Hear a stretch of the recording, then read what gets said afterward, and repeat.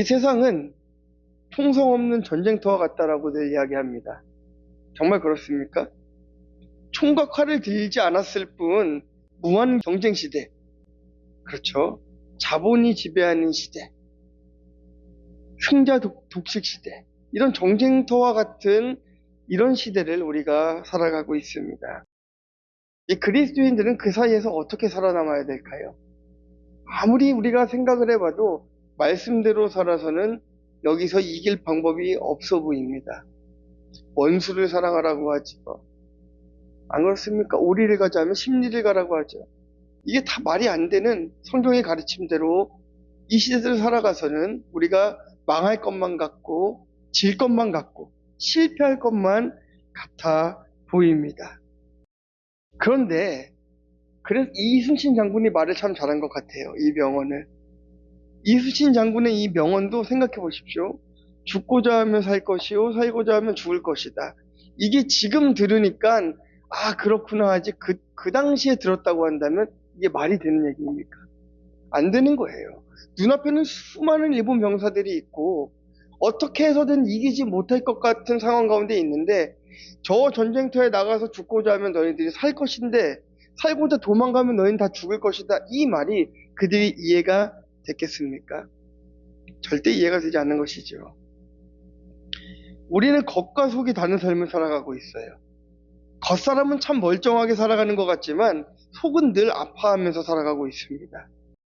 화려한 겉사람도 속사람이 멍들고 아프면 심각한 병에 걸릴 수 있다는 것을 우리가 알아야 됩니다. 이렇게 겉과 속이 다른 삶을 살아가던 한 사람이 있었습니다. 그 사람은 다름 아닌 사도 바울이죠. 유대인으로서 많은 것을 누리며 살아갔던 바울입니다. 바리새인으로서 율법을 다 지켜 행하면서 율법을 지키면 구원을 받을 수 있다라고 믿고 살아가던 바울입니다.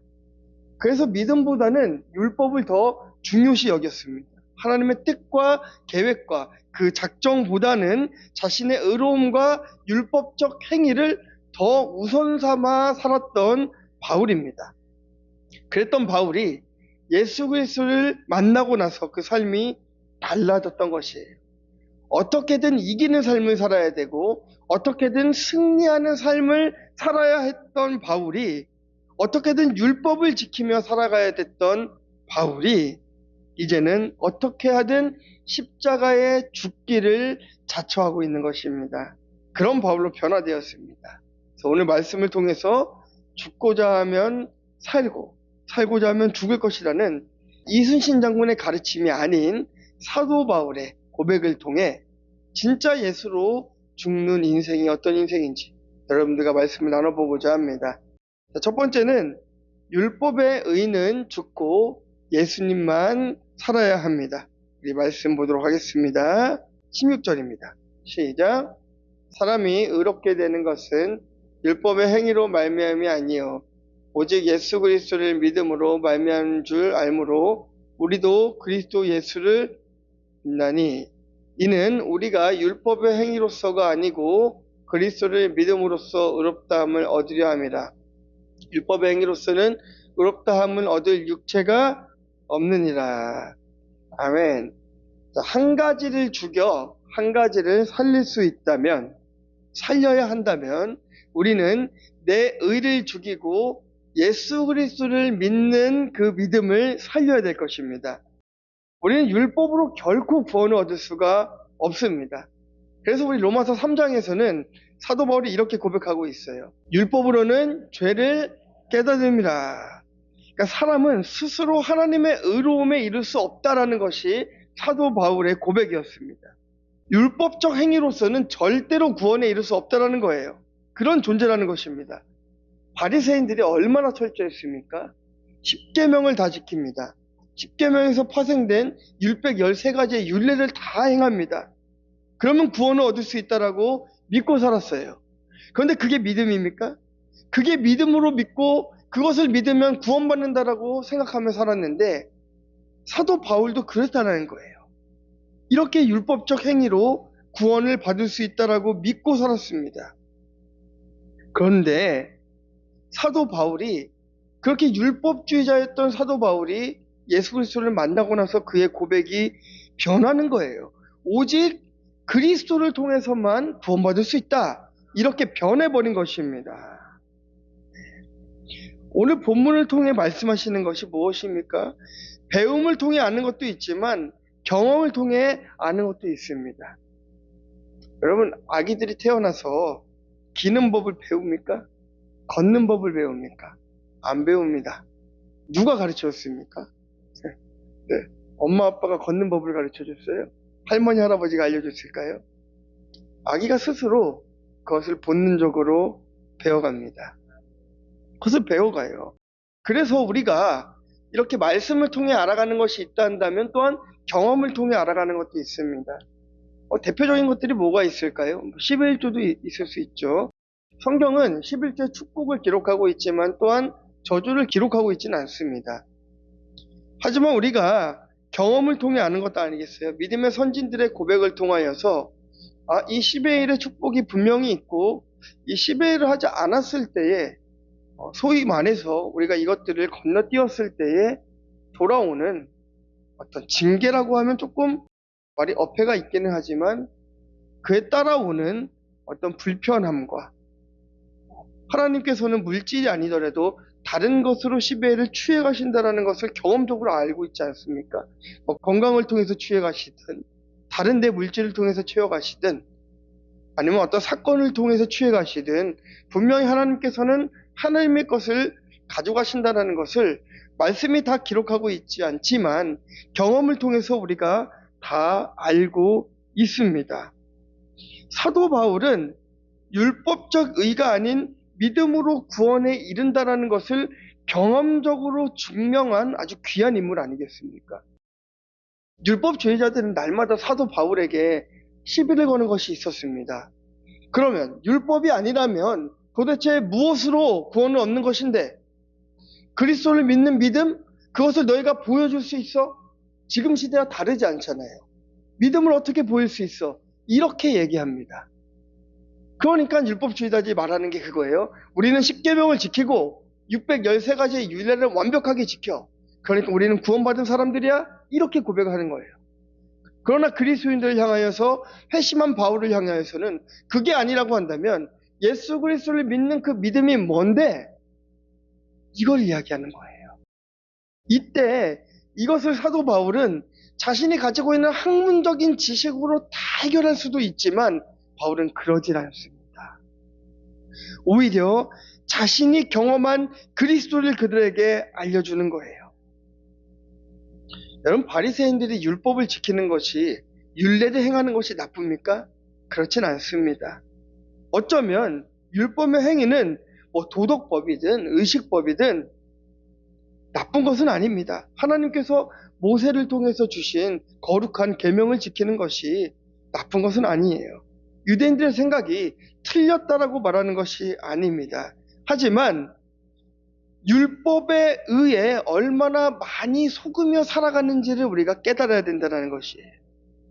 한번 들어보시겠습니까? 이거 우리 전부 다 해당되는 이야기들이에요. 교회에서 누가 헌금을 조금 많이 한다고 하면 그가 믿음 있는 사람인 줄 압니다.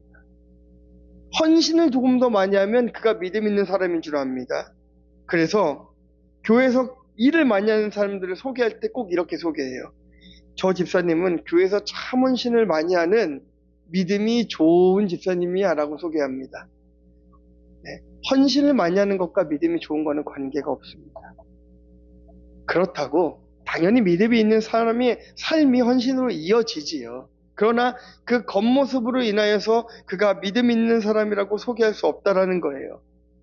11조를 이만큼 하면 100억씩, 200억씩 하면 그게 하나님 기뻐하시는 예물이 아니라 여러분의 정직한 예물이 하나님을 기쁘시게 하는 예물이라는 것이에요. 그러니까 저 사람은 헌금을 많이 해. 이것이 참 믿음 좋은 사람이야. 이렇게 말할 수 없다는 것입니다. 이런 겉모습에 신실하면 전부 다 우리가 속아버리는 거예요. 얼마나 많은 시간들을 우리가 속으며 그렇게 살아왔습니까? 네. 학교에서 선생님들이 그러더라고요. 우리 학교 선생님 계시지만, 그죠? 겉으로 보기에 착한데 호박씨 까는 친구들이 그렇게 많대요. 선생님들의 배신감을 그렇게 느낀답니다.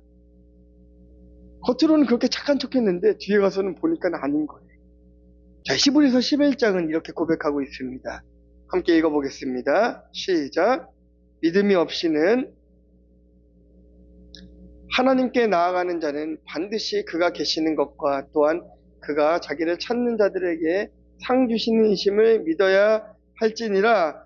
그러니까 아무리 좋은 것을 많이 드리고 아무리 믿음이 있는 행위를 많이 한다 할지라도 그것으로 하나님을 기쁘시게 해드릴 수는 없다라는 것이에요. 신실한 겉모습으로 사람은 속일지 모르겠습니다. 부모님은 속일지 모르겠어요. 친구를 속일지는 모르겠지만 하나님을 속일 수 없다라는 거예요. 그러니까 여러분들 막 헌신 많이 하시는데 제가 칭찬하지 않는다고 너무 속상해하지 않기를 바랍니다. 감사하지 않아서가 아니라 그 칭찬이 하나님의 영광을 가릴까 두려워 그렇지 않는 거예요. 저도 그 율법의 의로 사람을 평가할 때가 참 많았습니다. 왜 안 그렇겠습니까? 조금만 좀 열심히 하는 성도들이 있으면 좀 지켜 세워주고 싶고 또 뭐 나는 이 정도로 헌신하는데 당신은 뭐 하고 있는가 막 이렇게 정지하고 싶을 때도 참 많이 있었습니다. 청년 시절에 사역을 하면서 이런 적이 있었어요. 찬양팀에 중등부에 맡겨진 일이 많다 보니까 나는 참 일을 많이 하는데 저 사람을 보니까 일을 참 안 하고 있는 사람이 있는 것 같아요. 청년에게 너는 교회에서 일도 안 하고 믿는다고 하면서 어떻게 그럴 수가 있냐 막 따지기도 했었습니다. 근데 시간이 좀 지나 보니까 진짜 신앙인은 제가 아니라 그 친구였다라는 것이 깨달아졌어요. 그 친구는 참 교회에서 일도 많이 하지 않았고 조용히 교회만 왔다 갔다 하는 청년이었습니다. 그런데 아침에 일어나면 말씀을 피고 묵상을 하고 시간을 정해서 늘 기도하고 하나님 앞에서 늘 정직하게 살아가기 위해 세상 속에서도 부단히 그리스도인의 모습을 살아가는 청년이었어요.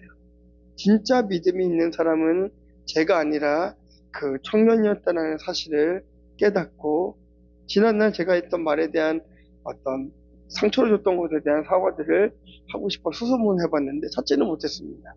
언젠가 찾으면 그렇게 한번 얘기를 나눠볼 시간이 있겠죠. 바울은 우리가 율법의 행위로서가 아니고 그리스도를 믿는 그 믿음으로 의롭다함을 얻는다라고 이야기하고 있습니다. 그동안 율법의 의로 살았던 바울이 진짜 하나님을 탁 만나고 나니까 진짜 중요한 것은 율법의 의가 아니라 그리스도를 믿는 믿음이라는 것을 깨닫게 된 것이에요.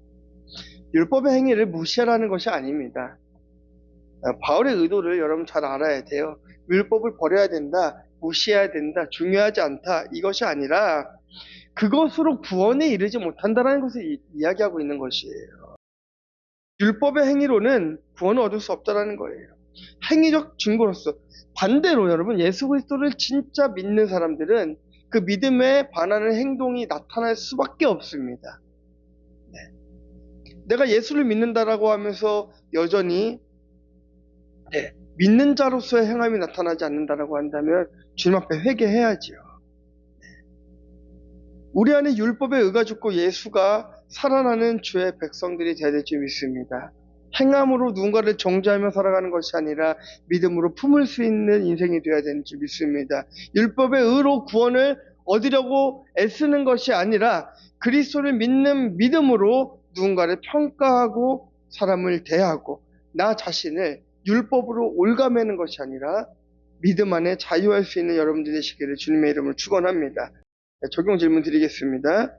믿음이 없이 율법의 행위만 있는 나의 모습은 무엇입니까?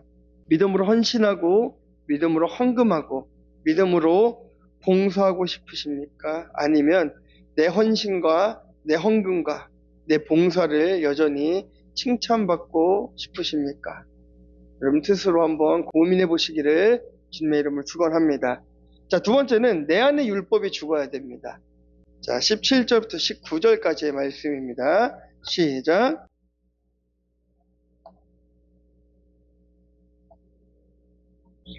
만일 내가 헐었던 것을 다시 세우면 내가 나를 범법한 자로 만드는 것이라. 내가 율법으로 말미암아 율법에 대하여 죽었나니 이는 하나님에 대하여 살려 함이라. 자, 이 본문의 17절은 우리가 그리스도 안에서 의롭게 되려 하다가 죄인으로 드러나면 이렇게 말씀하고 있어요. 여기에 따라서 이제 두 가지 견해가 나타납니다. 첫 번째는 바울이 그 유대주의자들 입장에서 이야기하고 있다는 거예요.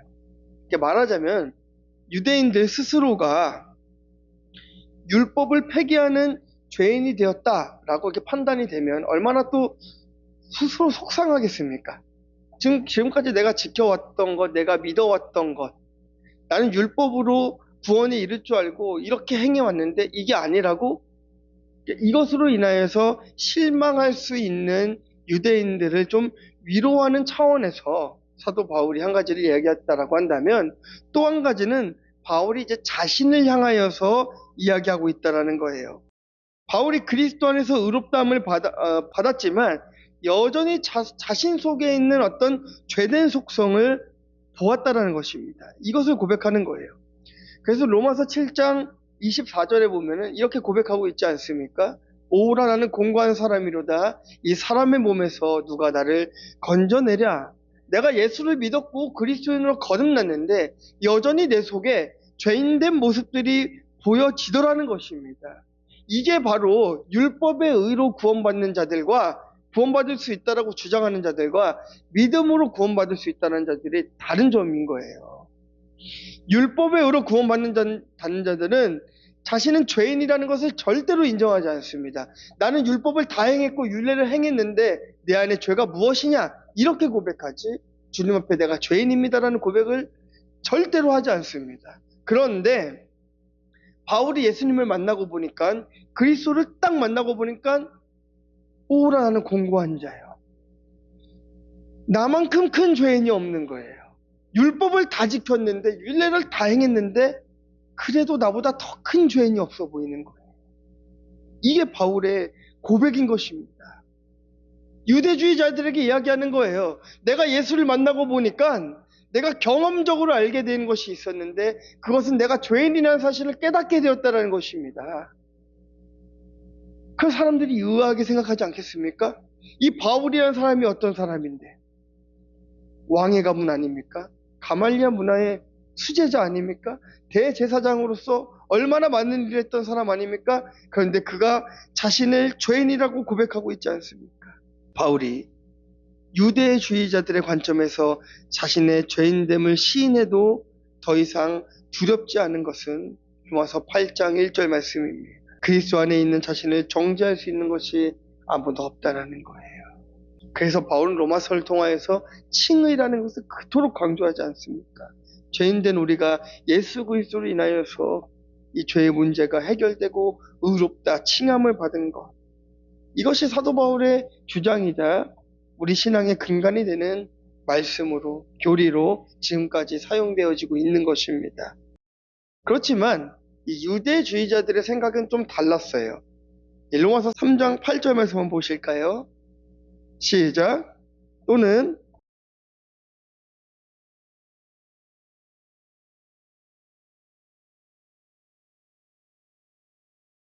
자, 로마서 6장 1절도 한번 보시겠습니다. 그런즉 우리가 무슨 말을 하려 은혜를 더하게 하려고 죄에 거하겠느냐. 그러니까 이 유대주의자들이 얘기하는 게 그거예요. 바울이 이야기하고 있는 칭의는 우리를 더 죄짓게 만드는 아주 악한 도구다. 유대주의자들이 이렇게 이야기하고 있는 것입니다. 하나님께 가기 위해 율법을 지킬 필요가 없다면 어떻게 살든 이게 무슨 상관이야? 이런 논리를 펼치고 있는 거예요. 그래서 바울이 반대에 있는 사람들에게 그 비난에 대해서 강력하게 대응하는데 그럴 수 없다. 절대로 그럴 수 없다. 라고 얘기하면서 뭐라고 얘기하냐면요. 예수 때문에 너희가 죄를 짓는 것이 아니라 내 안에 죄성 때문에 죄를 짓는 것이지. 내 탓이지 예수님의 탓이 아니다라는 거예요. 내 안에 예수가 있다고 해서 내가 죄를 지면 예수님이 죄를 짓게 하는 거다. 이게 논리거든요. 다시 말씀드릴게요. 예수 그리스도로 인하여서 죄사함을 얻었다고 한다면 예수님이 우리 안에 거하시는 거잖아요. 그러니까 우리가 다시 죄를 지으면 네 안에 있는 예수가 너를 죄짓게 했다라는 게 그들의 논리인 거예요. 그러니까 바울이 그렇지 않다. 예수 그리스도로 인하여서 우리는 죄사함을 입었지만, 의롭다함을 입었지만 내가 의인이 아니라 의롭다, 칭함을 받은 자다라는 거예요. 내가 의로워서 의로운 자가 아니라 의롭다라고 칭함을 받아줬다라는 거예요. 조금 더 쉬운 말로 하자면 이런 겁니다. 우리가 법정에서 500만 원을 선고를 받았어요. 그 500만 원을 갚으면 더 이상 죄를 묻지 않습니다. 죄는 없이 깨끗해집니다. 그렇다고 내가 예전에 지었던 그 500만 원에 해당되던 죄 자체가 없어지는 건 아니잖아요. 그 행위 자체가 없어지는 건 아니지 않습니까? 네. 여전히 죄인이지만 의롭다함을 받은 자들이라는 거예요. 그럼에도 감사한 것은 하나님께서는 그 행위조차도 우리에게 묻지 않으시겠다고 말씀하시니까 그것이 하나님의 은혜인 것이죠. 유대인들은 끝까지 그 율법적인 사고를 벗어나지를 못했습니다. 율법적 사고를 버려야 한다는 것이 계명을 어기다는 말처럼 들렸던 것입니다. 그 계명을 완성하신 예수 그리스도의 법을 따라서 살아야 한다는 이 사도 바울의 고백도 그들은 듣지 않았습니다. 오히려 복음이 질서를 망가뜨린다라고 생각했던 것이죠. 이런 율법적 사고로 정죄하던 사람들이 누구였습니까? 욥의 친구들이었습니다. 욥의 친구들은 고난당하는 욥을 보면서도 이렇게 얘기했죠. 뭐라고 얘기했습니까? 고난당하는 욥을 향해서 하나님의 저주를 받은 욥이다 라고 얘기하면서 그 저주를 받는 이유는 네가 죄를 지었거나 네 부모가 죄를 지었거나 하면서 죄의 문제로 그걸 끌고 왔습니다. 틀렸습니까? 맞았습니까? 욥이 고난을 받은 것은 하나님께서 허락하신 고난이었습니다. 욥의 죄의 문제가 아니었습니다. 오히려 그가 깨끗한 자이기 때문에 받는 고난이었습니다. 네. 그렇다고 죄의 문제가 고난과 징계에 영향이 없다라고 말씀드리는 것이 아니에요. 지나치게 율법적으로 해석하다 보면 그것들이 다 정죄로 이어질 수밖에 없다라는 것입니다. 어떤 문제든 그렇게밖에 접근이 될 수밖에 없다라는 것이에요. 예전에 이 지체장애가 있는 한 청년이 제가 있던 찬양팀에 싱어로 지원을 했습니다. 근데 이제 지체장애가 있는 친구를 싱어로 세운다라는 것이 제가 리더로서 참 쉬운 일이 아니었어요. 그래서 또 주변의 어떤 시선들도 좀 의식해서 제가 이제 받아줄 수가 없다라고 이야기를 한 적이 있었습니다. 그런데 자세히 생각해 보니까, 내면 깊은 곳을 파고들어 한번 생각해 보니까 사실은 사람들이 그 모습을 어떻게 생각할까 해서 내린 결정이 아니라 제 스스로가 이 지체 장애가 있는 이 친구를에 대한 편견이 있었던 거예요. 그러니까 이런 친구들은 내가 싱어로 세울 수 없어. 이런 친구들을 어떻게 앞으로 세울 수가 있나. 그런 율법적인 판단으로 그를 세우지 않았던 제 모습을 보게 되는 거예요. 근데 사실은 우리도 그렇습니다. 우리가 그냥 의연하게 넘어가는 어떤 일들의 내면들을 잘 살펴보다 보면은 그 안에 율법적인 정죄가 얼마나 많이 깔려 있는지 몰라요. 이런 것들이 우리 속에서 하나씩 제거되지 않으면 우리 스스로가 믿는 자로서 계속해서 죄를 짓고 살아가게 되는 것입니다. 사도 바울은 율법적 사고를 버려야 된다는 근거로 갈라디아서 2장 19절의 말씀을 제시합니다. 내가 율법으로 말미암아 율법에 대하여 죽었나니 이는 하나님에 대하여 살려 함이라 고백하는 것이에요. 하나님에 대하여 살기 위해서 우리 안에 율법을 죽여야 된다는 거예요. 우리 안에 율법은 죽이고 그리스도의 복음만 살아남기를 주님의 이름으로 축원합니다. 자, 적용 질문 드립니다. 내가 율법으로 정죄하는 대상 혹은 사건들이 있습니까? 율법보다 예수님의 사랑이 내 안에 가득하길 원하십니까? 아니면 아직도 율법이 중요해서 율법에 갇혀서 살고 계십니까? 여러분들 스스로 생각해 보시고 내 안에 쌓아놓은 율법들을 좀 깨트리는 시간이 되길 주님의 이름으로 축원합니다. 자, 마지막 세 번째는 내가 죽고 내 안에 예수만 살아야 합니다. 갈라디아서 2장 20절 말씀 함께 읽겠습니다. 시작. 내가 그리스도와 함께 십자가에 못 박혔나니 그런즉 이제는 내가 사는 것이 아니요 오직 내 안에 그리스도께서 사시는 것이라. 이제 내가 육체 가운데 사는 것은 나를 사랑하사 나를 위하여 자기 자신을 버리신 하나님의 아들을 믿는 믿음 안에서 사는 것이라. 아멘. 자, 죽고자 하는 자는 살 것이요 살고자 하는 것은 죽을 것이요. 이순신 장군이 이 말씀을 알고 있었던 것일까요? 내 안에 내가 살면 예수님을 경험할 수가 없습니다. 그러나 내 안에 내가 죽고 예수님이 살면 예수 그리스도의 크고 놀라운 은혜를 다 경험하실 수가 있습니다. 자, 바리새인 중에 바리새인이었던 이 바울이 예수와 함께 죽고 예수와 함께 살겠다라는 이 고백, 유대교에 철저했던 그에게 있어서는 자신이 지금까지 알고 있었던 모든 사랑에 대한 부정인 것입니다. 네. 그리고 사도 바울이 그리스도로 인한 삶을 살아가는데 얼마나 큰 전환점이 되는지 모릅니다. 저와 여러분들은 무엇 안에 살아가고 있습니까? 내 혈기와 내 의 안에 살아가고 있습니까? 아니면 정말 그 복음 안에, 그리스도 안에 삶을 살아가고 있습니까? 진짜 그 십자가의 은혜를 체험한 사람들은 어떻게 하든 예수 그리스도의 은혜를 기억하며 살아가려고 노력합니다. 제가 참 이해가 안 되는 한 가지 일들이 있었습니다. 어릴 때 그랬습니다. 제 주변에는 이제 대부분이 그랬어요. 믿는 부모님, 믿는 할머니, 할아버지, 믿는 이모들, 제 주변에 다 믿는 사람들이었어요. 그러니까 뭔가 깜짝 놀랄 일이 생기면 믿는 사람들 뭐부터 튀어나오죠? 주여. 차 안에서 갑자기 급정거를 한다면 주여. 그래요. 할머니는 길을 걷다가 돌부리에 잠깐 걸렸으니까 주여 하시는 거예요. 손자가 좀 아파요. 주여 하시는 거예요. 이상하지 않습니까? 도대체 어떤 상황일 때 하나님을 찾는 걸까? 어릴 때 참 궁금했어요. 모든 상황에서 전부 다 주여를 외치니까. 밥을 먹을 때도 주여, 어려운 일이 찾아오도 주여, 기쁜 일이 찾아오도 주여. 이게 어릴 때 참 풀리지 않는 의문이었습니다. 근데 제가 커서 스스로 믿음을 갖게 되고 또 목회의 길을 걸어가면서 어떤 일을 만날 때 제 입술에서 주여 하는 것을 발견하게 되는 거예요. 이해가 되는 거예요. 내 안에 예수가 산다는 건 이런 거구나.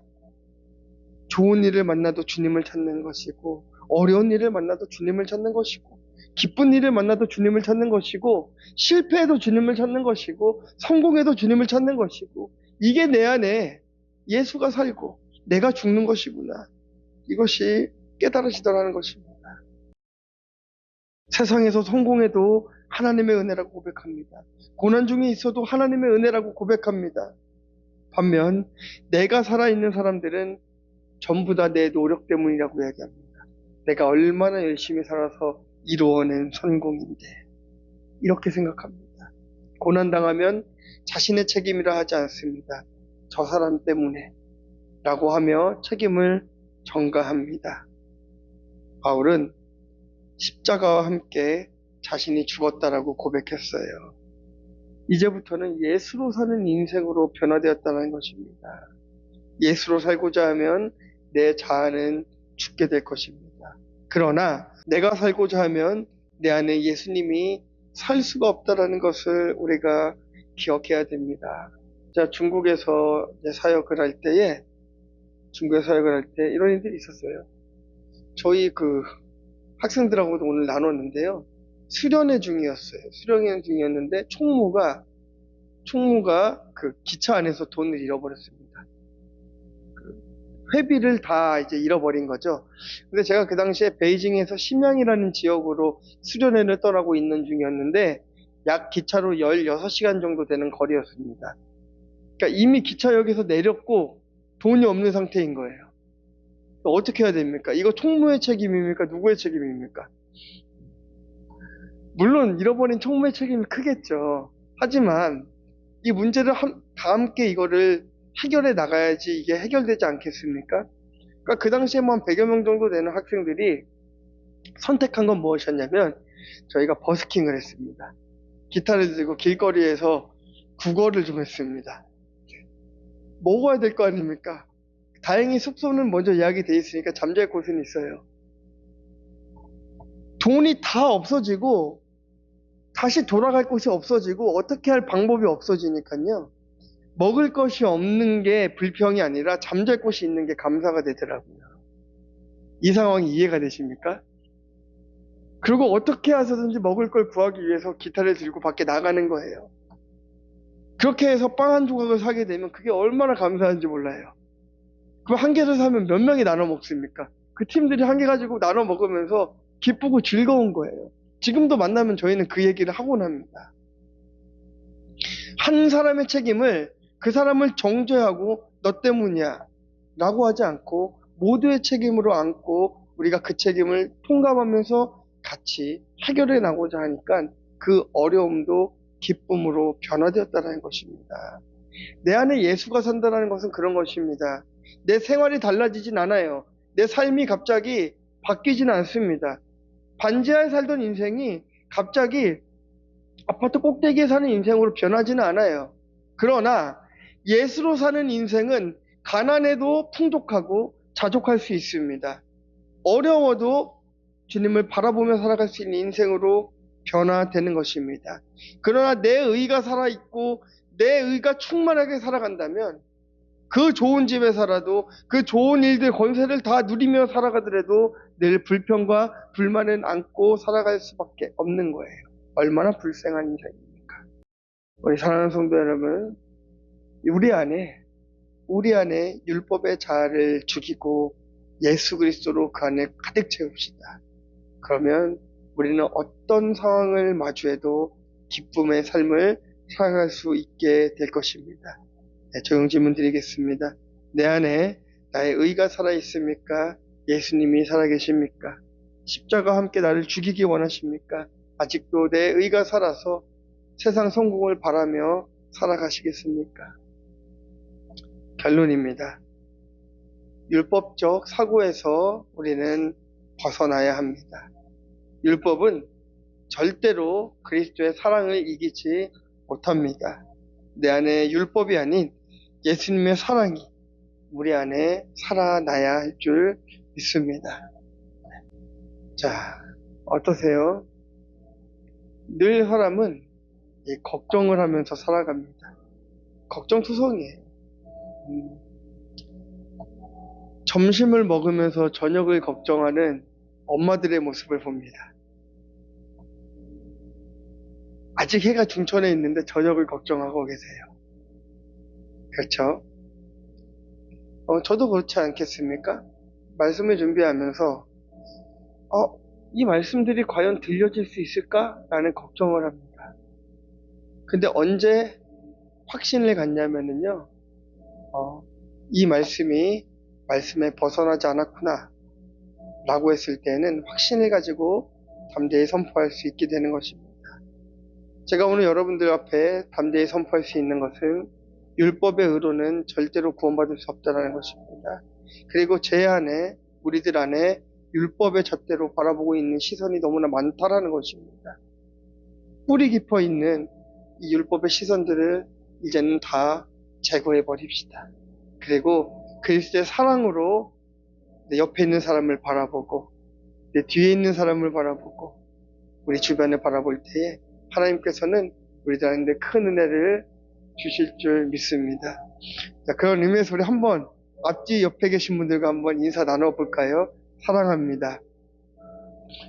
우리가 율법이 아닌 그리스도의 사랑으로 사랑합니다. 한번 고백하게 좋겠습니다. 우리 함께 한번 기도했으면 좋겠어요. 우리 한번 이 시간에 좀 기쁜 마음으로 기도했으면 좋겠습니다. 하나님, 율법으로 나를 정죄하지 않으시고 그리스도의 사랑으로 나를 구원해 주신 하나님께 감사합니다. 이제는 우리가 내 안에 율법을 버리고 내 안에 율법적 사고를 버리고 그리스도만 살아나게 도와주시옵소서. 함께 기도하도록 하겠습니다. 하나님 감사합니다.